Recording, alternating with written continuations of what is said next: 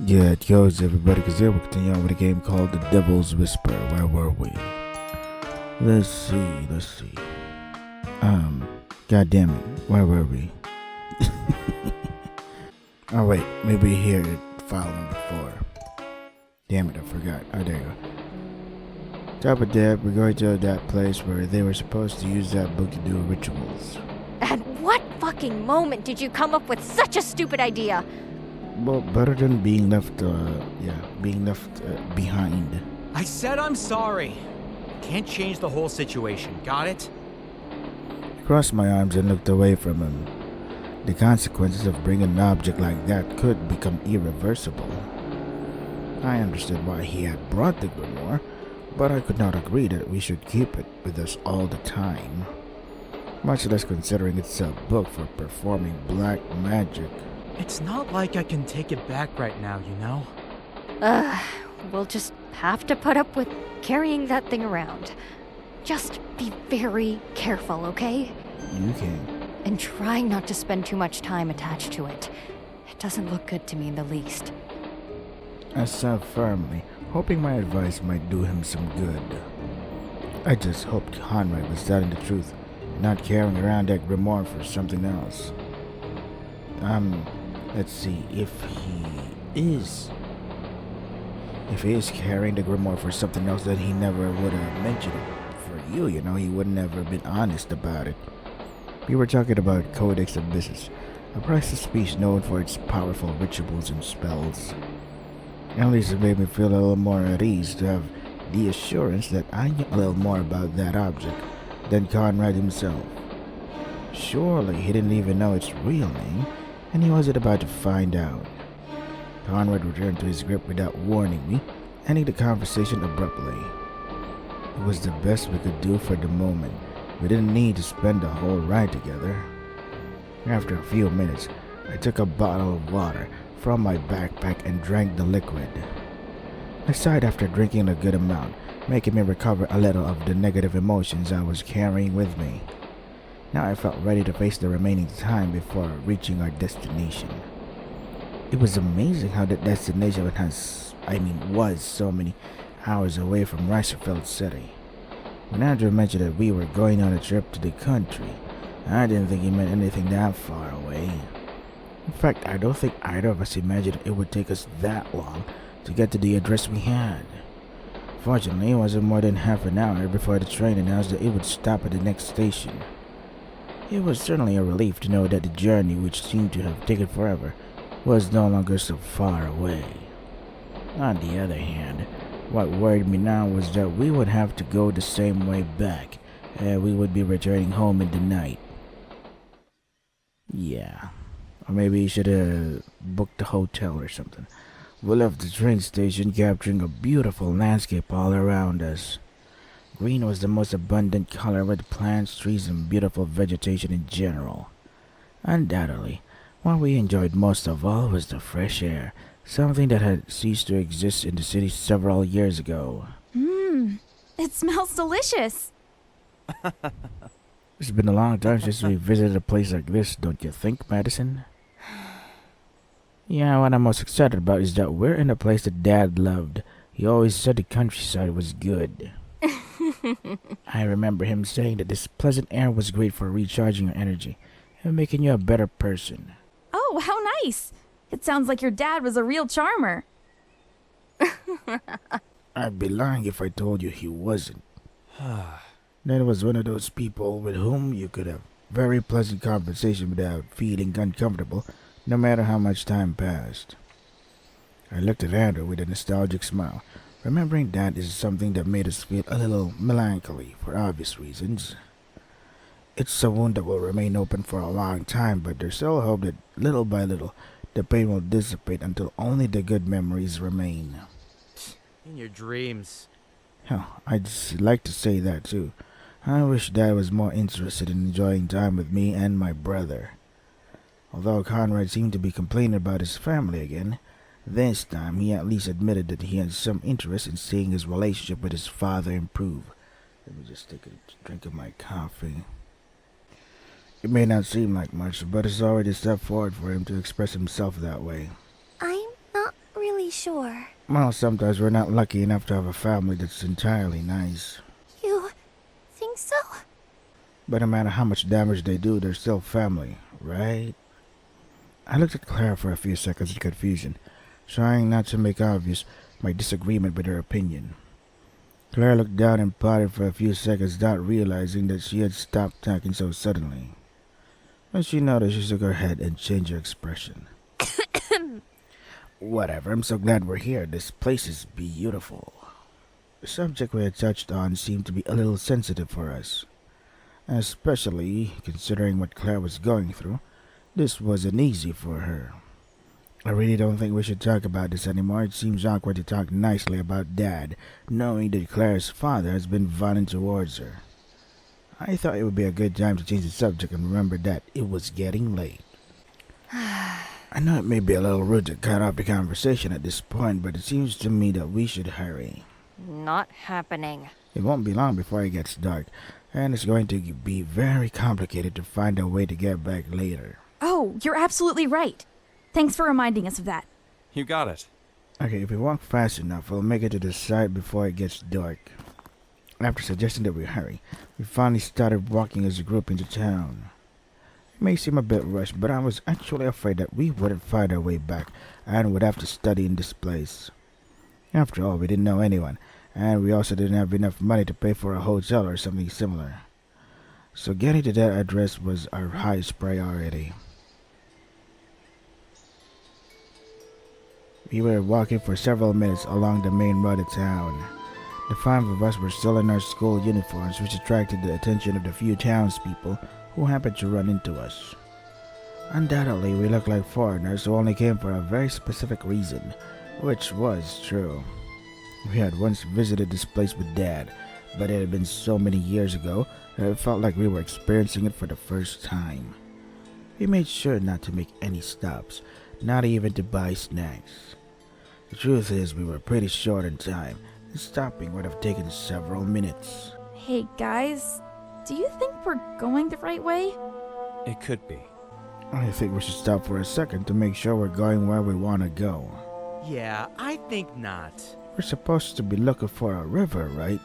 I don't get it. I haven't seen any sign of the Broken Field River, much less its mouth. You think so? Then I think we should ask someone, don't you? Someone in town might be able to tell us which way we're going.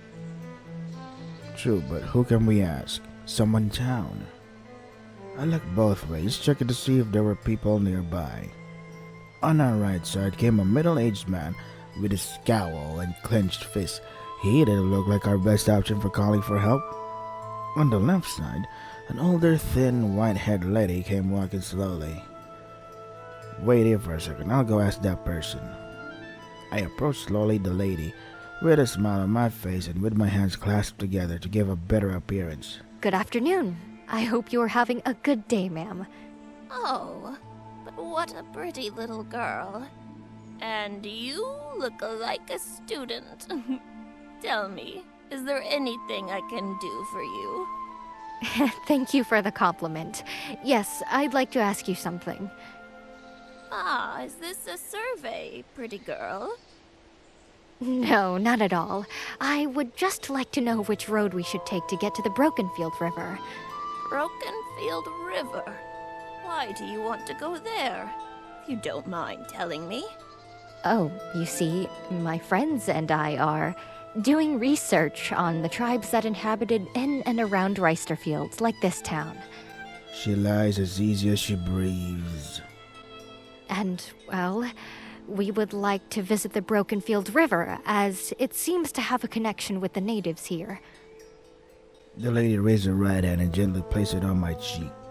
It would be a disgrace, a terrible disgrace for you to risk your life to find such a place. I showed a gesture of surprise and confusion as I tried to understand what the woman was referring to. But why do you say that, ma'am? Because she's concerned, obviously. I don't want to be a downer, but in order to get to that river, you first must have to go through a forest. There's a reason why in the town we call it the Forest of Sorrowful Souls. A creepy feeling came over me as soon as I heard the name of the place. The woman lowered a hand from my face and turned her gaze toward the road. It's that way. Look. She raised her hand and held up her index finger, pointing toward the place we were already headed. But that's a good sign. All this time we've been walking this route, which means we weren't that lost. What, no voice? Or what a way to waste the youth and beauty you possess. Anyway, everyone makes their own decisions, and I won't be the one to judge you. The woman looked away from me and started to go on her way, having lost any interest in the conversation. Wait, why do you say I shouldn't go there? She just said that people die there. Oh no, not at all. I never said that. Now you're gaslighting me. It's just that many lives have been lost inside that forest, long before they got to the Broken Field River. In my long life, I've only met one person who came back alive from that place. Is it their father? What?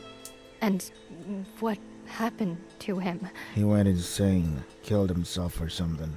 Oh, there's not so much to say about that poor boy.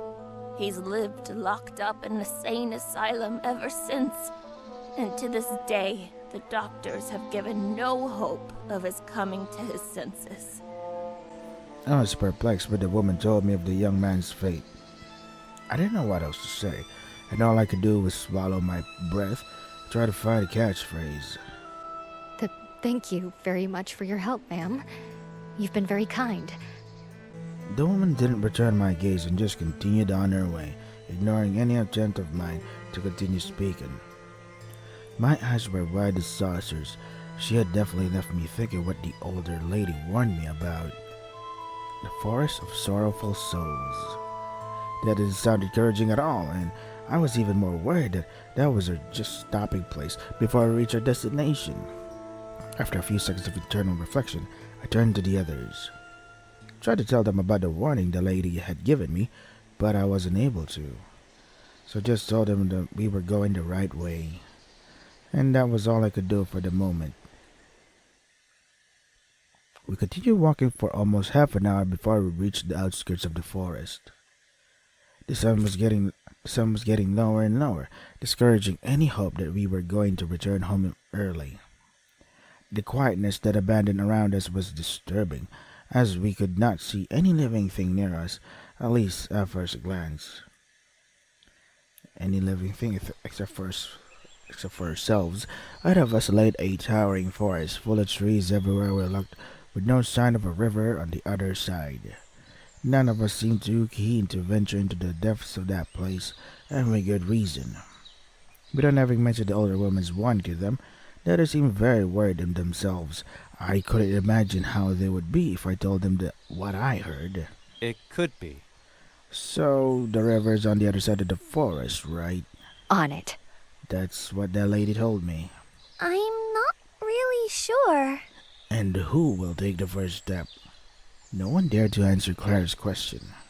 Noticing that none of us dared to take the initiative to enter, Andrew stepped forward and raised his voice. You got it. Don't worry, I'll go first. Andrew, are you sure? Don't you think it might be too dangerous? Why would you do that? That's a terrible idea, Andrew. Then who else would go first? Come on, I'll just go in first. I'm not going to stay in there alone. As soon as I've gone through a few trees, follow my lead, I'll meet you in there. Well, la-dee-da. Don't know why I don't like that idea. Not for me. We have no choice. Besides, someone has to take the initiative. I crossed my arms and remained silent. I didn't want anything to happen to my brother. The situation was already too tense on its own to accept a separation at this point. You know what? I'm coming with you. I can't let you go alone, like you're the hero of the story or something. Yeah, I'm with Madison. We can't just let you go like that. I don't think anything's going to happen to me. Besides, You dumbass. nothing will happen to you because we will go with you. End of discussion. Either we all go or no one goes. Looks like you don't have a choice, Andrew. Player choice. Player nope. You serious? Damn, you can be really persuasive sometimes. You got it. Alright, let's start walking then. We all nodded, making sure to show bravery in front of each other, even if deep down we were scared to death. There was also no way for us to feel reassured, as we were all waiting for this trip to end badly, one way or another. So many things could go wrong, and just imagining them already gave me a pounding headache. But the worries only increased as the minutes passed, and the road became more and more confusing. With each step we took, the more you wanted to just turn around and pretend none of this had happened. Still, none of us were able to utter anything beyond the occasional motivational phrase to keep us from giving up. And, as expected, the minutes eventually turned into hours. We tirelessly traversed the depths of this mysterious forest along with the same route, not really knowing if we were going down the right path. Although at first it seemed like a minor problem, little by little, we were starting to get more and more tired, to the point where taking a single step became an odyssey. Things didn't get any better when our food and water reserves ran out much faster than we thought, because of how tired we were. And amidst the darkness, and in a place completely unknown to us, nerves and desperation entered our every pore.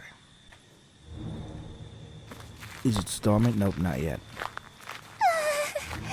Guys, don't you think we've already walked too much? I can't feel my legs anymore. Oh god, I'm exhausted. I can barely take a few more steps. Are you sure we're going the right way? It's just one straight path. How the hell did we get lost? Get real, dumbass! I haven't seen any trace of that so-called river, Andrew. This is starting to scare me a little. Please calm down. Everything's gonna be alright. Listen, the lady said that the Broken Field River is just through these woods, and we've been walking in a straight line ever since. Don't make me laugh! I wouldn't say that. I also don't feel able to indicate which way we're coming. I mean, we're just walking and that's it, but we don't really know where we're going. Is it possible that we veered off at some point? Not for me.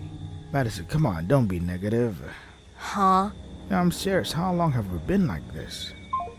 I grabbed my phone and unlocked it in an attempt to check the time, but the low battery, of course, that always happens in these kinds of situations, icon popped up as soon as I turned it on. Damn, this crap never works when you really need it. Yeah, always like that.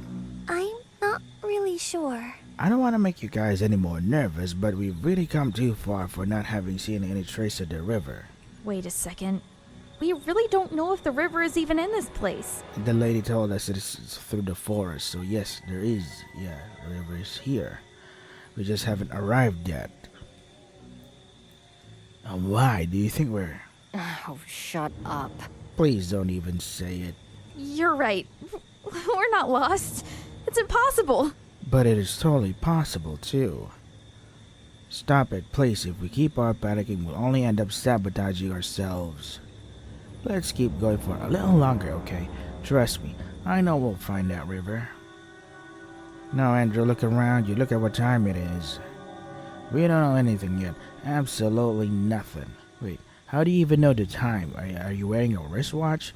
If we're going to assume that you check the time through your phone, it's low battery, so how?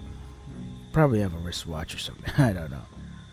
Mom must be more than worried. She must be frantic. I don't even want to imagine how she must feel.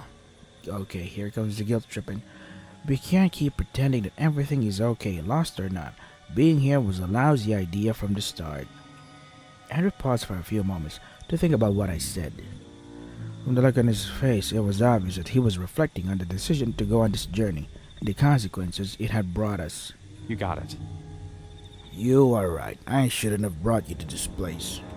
I should have come alone, and only I should have put myself at risk with all this. Andrew, please, don't say that. We couldn't just let you come here like that. I know, but I've put people I care about at risk just because of this stupid idea that we would find something. On it. Alright, let's just calm down for a second. I'm sorry I got upset. Look, it was a lousy idea to come, but not only you are responsible, Andrew.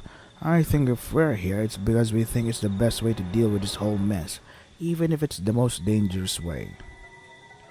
I know, but no one would be in danger if it weren't for me. We made the decision to come. No one forced us to, and that already exempts you from responsibility. Got it? Andrew shook his head and looked away, observing the trees around us. Seemed like a good time to divert the topic of conversation and find a way to relieve the tension.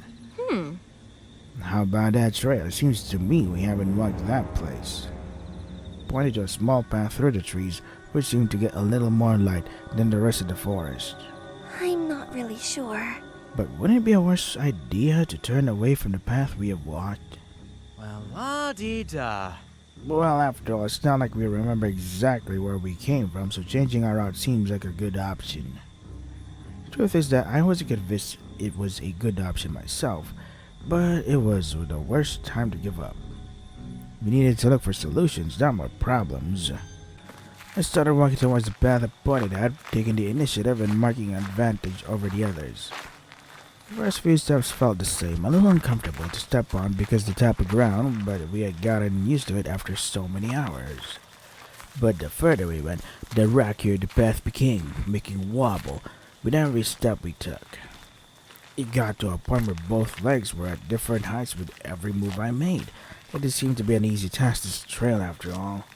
Someone's not used to trekking.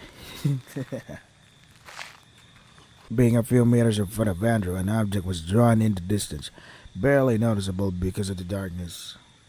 However, it was so unusual to encounter something like this that it immediately caught my attention. I'm gonna go ahead. I think I saw something. Not for me. Madison, come back here. It could be dangerous. Nah, don't worry. I just have to. Comedy. Timing. Perfect.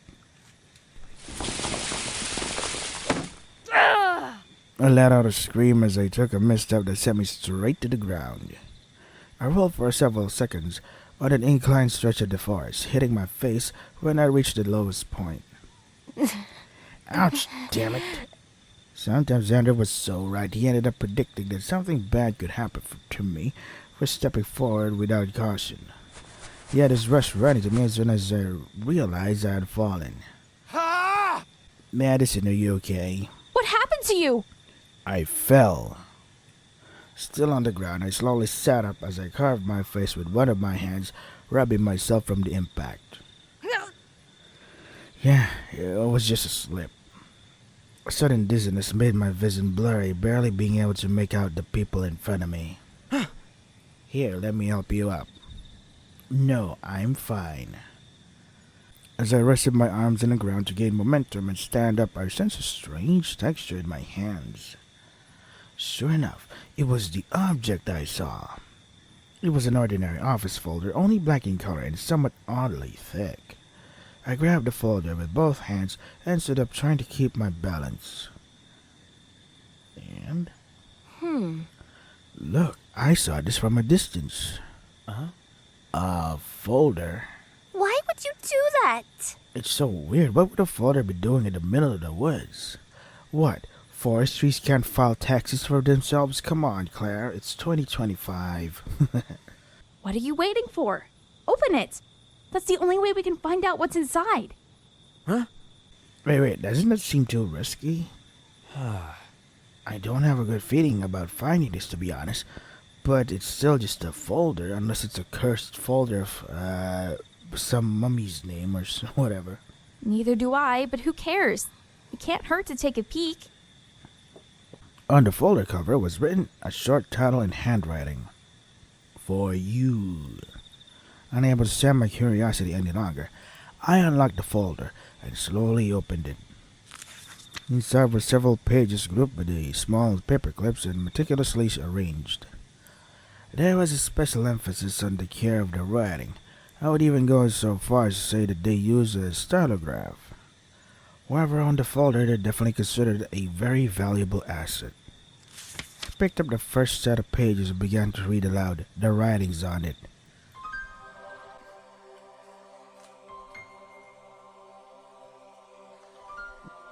It was all in an instant, in the faintest shadow of a dream. I was shaken to my core. My sanity, which I had been piecing together like fragile shards of glass, was shattered once more. For a while, I was carried beyond the reaches of earth and freed from the limitations of this body. Nothing could keep me from my deepest desires. But just as everything that goes up must come down, all good things must end. We are all in the hands of fate. The Lord has made his decree, and death is the final word. There was nothing to be done. My time had come. Ronald Harrison. It's that guy. Yeah. We were all petrified as soon as I finished reading the strange manuscript. I didn't dare look up from the pages. I couldn't even get my eyes to blink. It was so much of a shock that a little drool was about to dribble out of my mouth before I reacted. Oh, drool. But finally, using all my willpower, I managed to conjure the Green Lantern ring and able to join the Green Lantern Corps. I managed to utter something in a shaky voice. What? Great word. I don't understand. Mr. Harrison is supposed to have written it and left it in this very forest? Yeah, why would he put it here? So you could get lost easily, and yet somehow we were able to find it. Maybe it was planned by the devil or whatever. It's unbelievable. It's totally unbelievable. No, this doesn't make any damn sense. It for sure doesn't make any sense. Actually, it does make sense. No, it does not. It really... We turned to look at Amelia as soon as she uttered these words. From her expression, she seemed to be the only one who had not been shocked by these writings. What do you mean, Amelia? Amelia took the folder from my hands in one firm motion, almost without thinking, and then began to read aloud. There is nothing to be done. My time has come. I believe Mr. Harrison wrote this before he died. Yes, I suppose it can be deduced. But how were these supposed to get here? Maybe because this was his place of death. Think about it for a moment, guys. Mr. Harrison was found on the outskirts of the city, in a town they wouldn't tell us about. I've stopped believing in coincidences since this whole nightmare started, and this just proves it. I don't want to say this, but I think Mr. Harrison may have something to do with what's happening to us. Wait. You're saying that Mr. Harrison got us into all this? Yes, put all the blame on Mr. Harrison. That bald bastard. I stood with my mouth open for several seconds, trying to what I wanted to say since Amelia started talking. Trying to say what I wanted to say, maybe. You're missing something here. Oh, God. You're absolutely right, Amelia. He was the one who made the five of us team up. Very strange for someone like him. And that night, for whatever reason, we were the ones who ran him over. I can't say that I'm entirely clear on that. But yes, it's likely that Mr. Harrison knew something was going on with us. Or worse, that he's responsible for it. Look, there's more. Andrew took another step of pages, pulling them out of the folder and showing them to me in the dim light that was reaching us. I looked at the pages from where I could, trying to make out a word of what was written on them. The crumpled and battered pages only made it more obvious that they had been torn from somewhere, more specifically, an encyclopedia. But that's... Oh my God! I can't believe it! It's the pages that were torn out of the encyclopedia from the library! Yes. Yeah. This is it. The section on the rituals performed by the natives of Reisterfield. This is what I've been looking for all these days. I read in my mind the contents of the pages, trying to understand what they said, and looking for a relation to what was happening to us. Rituals for abundance. Rituals for fertility. Rituals for good harvest. Rituals for resurrection. Rituals for resurrection? I just said that. Hey, look at this. This section is highlighted with a red marker. What? No. Oh, God, no, no, no, no. Yes. What's going on, Amelia? Just say it. You don't understand what this means, do you? Nope. Please enlighten us. What it means? I don't get it. Look, in the professor's manuscript, he talks about how he achieved his greatest wishes before he died. Haven't you made the connection yet? I went through the manuscript one more time and saw the information about the resurrection ritual. Yeah, they definitely had to have a connection if they were in the same folder, but it scared me just to think what it could mean. The worst came when in my mind the puzzle came together, and I finally understood what the purpose of all this was. So, according to the manuscripts, Mr. Harrison achieved his greatest desires before he died. And here's the resurrection ritual. It was only necessary to remember that a few months ago Mr. Harrison's wife had passed away. And all of us were well aware of it, the professor himself having told us when it all happened. The five of us were his support at the times when he was most depressed. Maybe that very sadness drove him to commit his insanity. So, he was trying to bring his wife back to life? Yes. Oh wait, fellas, I have to edit here because I have to prepare for work now, so I'm gonna save it. Number 5. My lucky number. So this is the Devil's Whisper. Oh, I wonder what's gonna happen to this forest of sorrowful souls. If there any souls gonna show up to mess with us or something, because everybody's alive here. If you want to try to get for yourselves, the links are in the description. That is all for today. Stay safe and take care of yourselves.